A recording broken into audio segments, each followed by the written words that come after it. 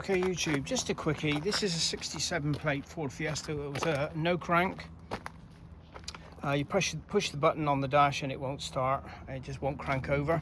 I've checked the battery, I've checked the earth, everything is good. But if you want to check the actual feed to the starter motor itself, what you're looking for is this plug here. Okay, it's pin 21, and believe it or not, it's a brown wire. See that down there? That's a brown wire. Now Ford's always used to use brown as being earth, but now they've decided to make browns switch lives, so watch out for that. Okay, so pin 21, thick brown wire. If I put feed to it, I'm about to go, put feed to it, you might be able to hear it. Hear that? Starter motor.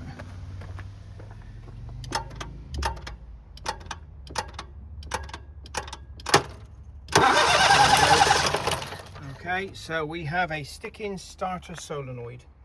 All right, so that's the one you need to go to. This big plug, thick brown wire, pin 21, put your power probe on it. I wouldn't go straight off the battery just in case the starter is completely seized. Power probe will obviously blow its internal fuse or my fuse that I put in. Okay, but that's what you're looking at. All right, thank you for watching.